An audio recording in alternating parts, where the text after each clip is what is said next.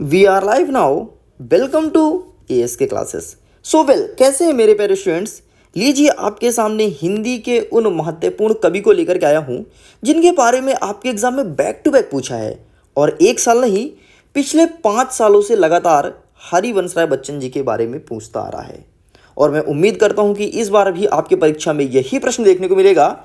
इसलिए हरिवंश राय बच्चन से मैं स्टार्ट करता हूँ और आगे बढ़ते बढ़ते बढ़ते हिंदी के जितने कवि हैं जो एग्जाम पॉइंट ऑफ व्यू से इंपॉर्टेंट है उन सबको कवर करूंगा एक आसान भाषा में। वीडियो में आगे बढ़ने से पहले मैं आपको कंफर्म कर देता हूं, देखो यहां पर हम कोई चीज रटेंगे नहीं बल्कि एक एक चीज समझने का प्रयास करेंगे एकदम आसान भाषा में। आपकी परीक्षा में पूछता क्या है, हमेशा पूछेगा कवि के बारे में, उनकी 2 रचनाएं बता दो, उनकी भाषा और शैली बता दो और उनका साहित्य में स्थान बता दो कि उनका साहित्य में किस प्रकार से स्थान है। देखो भाषा और शैली अलग अलग चीज़ है, एक एक चीज़ को समझेंगे बहुत अच्छे से। इतना ही नहीं, आपको वीडियो एंड होते होते आपका नॉलेज एक नेक्स्ट लेवल में जाएगा और कोई चीज़ आपको रटना नहीं पड़ेगा बल्कि आसान भाषा में यहीं पर एक एक चीज़ ट्रिक के माध्यम से मैं सिखा दूंगा। तो चलिए हम आगे बढ़ते हैं फटाफट और अपनी वीडियो को स्टार्ट करते हैं। देखिए जैसे हम एक स्लाइड में आते हैं तो आपके सामने कुछ कनेक्टिविटी का सोशल मीडिया साइट्स दिए हैं, इनके थ्रू आप मेरे से कनेक्ट हो सकते हैं, जैसे कि यूट्यूब हो गया, टेलीग्राम हो गया, इंस्टाग्राम और ट्विटर। यहाँ पर आप मुझे फॉलो करके आपके मन में अगर कोई डाउट है, कोई क्वेश्चन है, पूछ सकते हैं और आपको नेक्स्ट वीडियो किस कवि के बारे में चाहिए कमेंट सेक्शन में लिख करके हमें सजेस्ट ही कर सकते हैं। इतना ही नहीं, आपको इसका पीडीएफ भी मिलेगा। जिस प्रकार से आप यहाँ पर स्लाइड देखेंगे पूरा का पूरा सेम टू सेम हूबहू पीडीएफ मिलेगा। कहाँ मिलेगा, तो सिंपल सा गूगल में आप सर्च कर सकते हैं www.askclasses.com या फिर वीडियो के डिस्क्रिप्शन बॉक्स में लिंक प्रोवाइड करा दिया गया है। लिंक को टच कीजिए और अपने पीडीएफ को डाउनलोड कीजिए। पीडीएफ आप सिंगल क्लिक में डाउनलोड करेंगे, आपको कहीं भटकने की जरूरत नहीं पड़ेगी। चलिए जी, फिर हम आगे बढ़ते हैं। ये हमारे पहले कवि रहे हरिवंश राय बच्चन जी। हरिवंश राय बच्चन की रचना देखने से पहले सबसे पहले हम ये समझ लेते हैं कि ये हैं कहाँ से, बिलोंग कहाँ से करते हैं और किस प्रकार से कविता लिखते थे।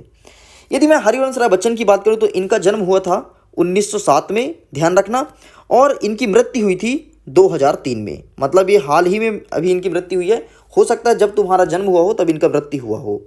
आगे बढ़ते हैं तो ये हिंदी के बहुत बड़े कवि और लेखक थे। इन्हें कवि और लेखक दोनों के कैटेगरी में रखा जाता है क्योंकि कविता भी लिखते थे और आत्मकथा और कुछ कहानियाँ भी लिखते थे।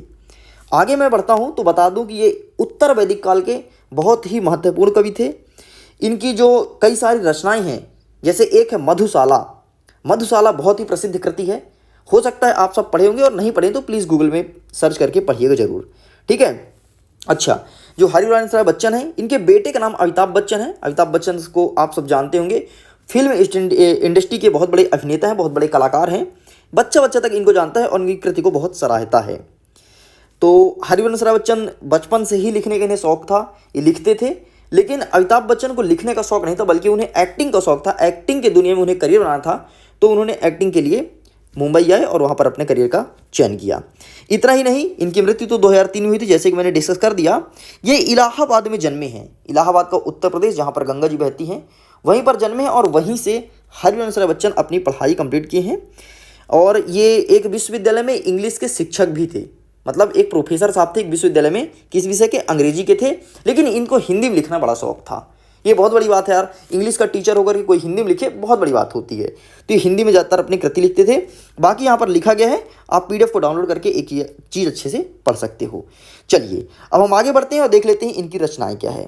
देखो रचनाएं तो वैसे बहुत सारी हैं यार, लगभग ये 100 से ज़्यादा रचनाएं की हैं, लेकिन 100 से ज़्यादा हम याद तो नहीं कर सकते। जैसे एक मधुशाला हो गया, दूसरा मधुबाला है, ये सब इनकी रचनाएं हैं। तो एक ट्रिक मैं आपके सामने प्रेजेंट करूंगा। यह एक है सूरज, क्या याद रखोगे, एक है सूरज। अरे भाई हरिवंश राय बच्चन हैं, वो एक ही सूरज हैं, उनके जैसा ना कोई कवि हुआ है ना कोई कवि होगा। तो एक ही सूरज से क्या ट्रिक बनेगा, सबसे पहले देखो क्या लिखा है, ए। तो ए से याद करना, एक का ए, एकांत संगीत याद रखना, एकांत संगीत ए से। फिर क्या लिखा है, का, एक में ए और का लिखा है, तो का से याद रखना, क्या भूलूं क्या याद करूं, एकांत संगीत। अरे भैया क्या भूलूं क्या याद करूं। आगे बढ़ते हैं, लिखा है का हो जाएगा हैमलेट।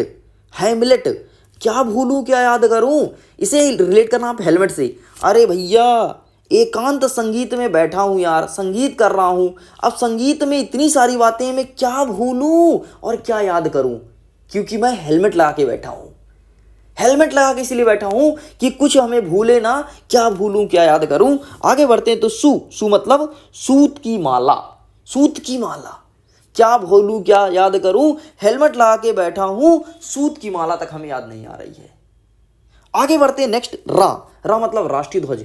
सूत की माला तक याद नहीं आ रही है तो राष्ट्रीय ध्वज को हम क्या अर्पित करेंगे, क्या देंगे राष्ट्रीय ध्वज में। भाई राष्ट्रीय ध्वज जब तिरंगा झंडा फहराते हो उसमें चाहिए धागा, सूत की माला। अरे जब सूत की माला तक याद नहीं आ रही है तो राष्ट्रीय ध्वज जब फहरेगा तो हम उसे क्या अर्पित करेंगे, क्या देंगे। आगे बढ़ते हैं तो है जन गीता मतलब जब हम राष्ट्रीय ध्वज को कुछ नहीं दे पाएंगे तो जन गीता, जन मतलब लोग और गीता लोग गीत गाएंगे कि देखो हरिवंश राय बच्चन है, कुछ नहीं दे पाया, कुछ नहीं दे पाया। तो याद रखना, एक ट्रिक याद रखना आप सिंपल सा कि एक है सूरज मतलब सूरज केवल एक ही है, कौन, हरिवंश राय बच्चन। अब देखना ए मतलब हो जाएगा आपका एकांत संगीत, का मतलब आपका हो जाएगा क्या भूलूं क्या याद करूं। एक है सूरज एक ही नाम, चारों ओर हरिवंश राय बच्चन जी। ठीक, तो एक मतलब एकांत संगीत, का क्या भूलूं क्या याद करूं, है हैमलेट, हेलमेट मत लिखना, देख लो हैमलेट। नेक्स्ट बढ़ते हैं सूत की माला, राष्ट्रीय ध्वज। अरे सूत की माला तक मुझे याद नहीं आ रहा है तो मैं राष्ट्रीय ध्वज के लिए कौन सा धागा दूं, क्या दूं। जब राष्ट्रीय ध्वज को धागा नहीं दूंगा तो लोग बाग क्या बोलेंगे, जनगीत, लोग बाग गीत गाएंगे कि देखो कैसा है हरिवंश राय बच्चन है, कुछ नहीं दे पाया। तो इस प्रकार से आपको सभी रचनाएं याद हो गई होगी। लगभग आपके सामने मैं 6 रचनाएं कवर किया हूं, परीक्षा में 2 ही लिखना है। आगे बढ़ते हैं, अब इनकी हम भाषा और शैली देखते हैं कि किस प्रकार से इनकी शैली का यूज होता था। देखो सबसे पहले एक चीज याद रख लो बेटा, अगर कोई कवि या लेखक उत्तर प्रदेश से बिलोंग करता है तो उसकी जो भाषा रहेगी हमेशा खड़ी बोली का उपयोग करेगा, खड़ी हिंदी में बात करेगा ना। जी कहाँ जा रहे हो, ये होते ना खड़ी हिंदी, आप नहीं बोलते अरे बड़ी खड़ी हिंदी बात कर रहे हो यार, अरे सर कहाँ जा रहे हैं, सर जी नमस्ते, ये खड़ी बोली है। ठीक, तो हमेशा इन्होंने अपनी कविताएं में जितनी भी चीजें लिखी हैं खड़ी बोली का उपयोग किया। क्यों, क्योंकि ये उत्तर प्रदेश से बिलोंग करते हैं। आप यकीन मानो कोई भी कवि का उठाओ, कोई भी कवि का कहता हूं, अगर वो उत्तर प्रदेश से है तो खड़ी बोली का उपयोग करेगा ही करेगा, क्योंकि भाई हमारे क्षेत्र में है। अरे सिंपल सर तुम बताओ एक बात, जहां से मैं बिलोंग करता हूं, अगर तुम बोलो सर कुछ लिख के दे दो तो मैं अपने भाषा में लिखूंगा ना यार, जिस भाषा में कंफर्टेबल हूं। तो अगर किसी कवि के बारे में पता चले कि उत्तर प्रदेश से है तो आंख बंद करके लिख देना कि खड़ी बोली का प्रयोग करता था, कभी गलत नहीं हो, गारंटी देता है आपको एएस की।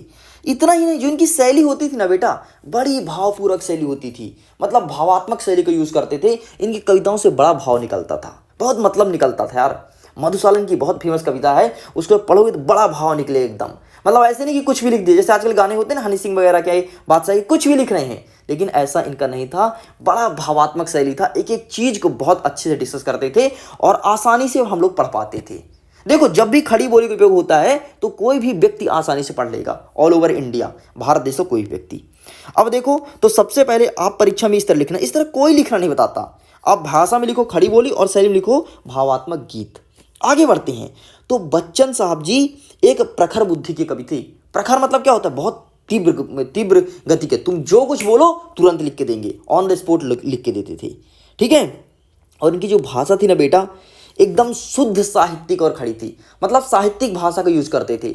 ऐसा नहीं कि खड़ी बोली उपयोग कर रहे हैं तो अपने देसी भाषा घुस कर दें, नहीं, साहित्य में जो भाषा उपयोग होती थी वही भाषा का उपयोग करते थे। इतना ही नहीं, ये संस्कृत शब्दों का भी समावेशन करते थे अपने कविता लिखने में, इस चीज को ध्यान रखना। देखो रटो मत, समझो, केवल समझो, रटोगे तो काम नहीं होगा। आगे बढ़ते हैं तो इनकी जो कविता होती थी, जो रचनाएं होती थी, इसमें ये कई सारे अलंकार का उपयोग करते थे। रस का भी उपयोग किए हैं लेकिन रस का कम उपयोग किए हैं, ये अलंकार का ज्यादातर उपयोग करते थे। जैसे आपका यमक हो गया, श्लेष हो गया, अंतरास हो गया, इन अलंकारों का ये प्रयोग करते थे। इतना ही नहीं, ये अपनी कविता में विभिन्न प्रकार की भाषाओं का समावेशन किए थे। कभी कभी ये फारसी भाषा डाल देते थे बीच बीच में, कभी कभी ये अंग्रेजी भी डाल देते थे बीच बीच में। इस प्रकार से इनकी जो भाषा थी ना, इनकी कविता में कई प्रकार की भाषाओं का समावेशन देखने को मिलता था। तो ये रहा भैया इनका भाषा और शैली, आप देख सकते हो। स्पष्ट रूप से आप इसका पीडीएफ डाउनलोड कर लेना, डेफिनेटली एग्जाम में तुम लग करके आओगे ना, एक भी नंबर नहीं कटेगा, गारंटी देता है ASK। अगर एक भी नंबर तुम्हारा ये चीज लिखने से कटाना जो मैं दे रहा हूं, तुम मुझे फोटो खींच के भेजना और अपने स्कूल के सर से एक बार बात करा देना। अब बोलो, इतना गारंटी देता हूं एक नंबर नहीं कटेगा, क्योंकि लिखने का तरीका, लिखावट एकदम भाई साहब क्लियर करके लाया हूं ताकि एक नंबर ना कटे। टॉप करना है आपको अपने परीक्षा में। आगे बढ़ते हैं नेक्स्ट देखो इनका साहित्य में स्थान क्या था यार। तो देखो एक कीवर्ड याद रख लो तुम। एक बात बताओ, जब भी कभी कोई कवि के बारे में पूछेगा तो डेफिनेटली वो कभी अच्छा होगा, तभी परीक्षा में पूछ रहा है। अरे भैया जो अच्छा होगा उसी को ना पेपर में पूछेगा। तो एक कीवर्ड याद रखना कि साहित्य में इनका सर्वोपरि स्थान था। ये कीवर्ड याद रखना तुम, कोई भी आपसे कहीं पूछे सब में लिख देना कि साहित्य में इनका सर्वोपरि स्थान था। आगे बढ़ते हैं तो निसंदेह लोकगीत के धुन में ये रचना करते थे। इतना ही नहीं, ये हरिवंश राय बच्चन जी थे, वो शुष्क एवं निराश विषय में भी लिखते थे। शुष्क और निराश, शुष्क मतलब एकदम सूखा, मतलब ज़्यादा कोई लपड़ झपड़ की बातें नहीं, एकदम क्लियर, उसे कहते हैं शुष्क। और निराशजनक मतलब कभी कभी सैड बातें भी ये लिखना पसंद करते थे। इनका साहित्य में इस प्रकार स्थान था, मतलब आप जब इनकी कविता को पढ़ोगे तो इतना सैड लिखते थे ना कि तुम्हारा यार दिल पिघल जाएगा यार। सच में तुम मधुशाला पढ़ना, मैं बार बार बोल रहा हूँ, तुम मधुशाला पढ़ के देखना यार। अगर तुम्हारे अंदर की एकदम अंदर की जो तीसरी शक्ति होती है वो जागृत हो जाए, बताना, बोलोगे यार कि क्या लिखता था यार बंदा यार। एक दो इनकी रचनाएं तुम पढ़ लेना अपने से, ठीक है। आगे देख लेते हैं, ये छायावादोत्तर युग के कवि थे। ये चीज ध्यान रखना, छायावाद के कवि थे। इतना अच्छा कविता लिखते थे कि चारों तरफ छाया छाया कर देते थे। अगर धूप भी निकला है तो इनकी कविता सुन के पढ़ के धूप भी छाया हो जाती थी, इसलिए छायावादोत्तर युग के कवि कहला जाते थे। आगे देखते हैं, हरिवंश राय बच्चन जैसे महान कवि हमारी धरा को, हमारी वसुंधरा को कभी नहीं मिला है, ना कभी मिलेगा। बस इतना आपको लिखना था। ये जन्म से ही साहित्यिक व्यक्ति थे। इतना लिख करके कंप्लीट कर दो, डेफिनेटली तुम पूरे में से पूरे नंबर लेकर के जाओगे। आगे बढ़ते हैं नेक्स्ट। प्लीज़ वीडियो को लाइक कीजिए, चैनल को सब्सक्राइब करके बेल आइकन प्रेस कीजिएगा। इतना ही नहीं, अपने दोस्तों के साथ शेयर भी कीजिएगा ताकि लेटेस्ट अपडेट। इतना ही नहीं, चलिए अब हम आपके सामने हरिवंश राय बच्चन के बारे में एक प्रश्न पूछते हैं। इसका उत्तर आपको देना है कमेंट सेक्शन में लिख करके। प्लीज़ अटेम्प्ट जरूर करना। हरिवंश राय बच्चन जी का जन्म कहाँ हुआ था? आपके ऑप्शंस हैं उत्तर प्रदेश, मध्य प्रदेश, मुंबई या फिर पंजाब। इसका आंसर जो भी स्टूडेंट सबसे पहले देगा उनके कमेंट्स को मैं करूंगा लव लाइक, ताकि उसका कमेंट्स सबसे पहले सभी बच्चों के सामने शो हो। ओके स्टूडेंट्स, तो ये है मेरे वीडियो का एंड। प्लीज़ PDF को डाउनलोड करना, लिंक डिस्क्रिप्शन बॉक्स में। वीडियो पसंद है तो वीडियो को लाइक एंड शेयर जरूर कीजिएगा। अब किस कवि के बारे में आपको चाहिए कमेंट सेक्शन में लिख करके बताना, ताकि जल्द ही आपको उन कवि के बारे में देखने को मिले। Okay, bye bye.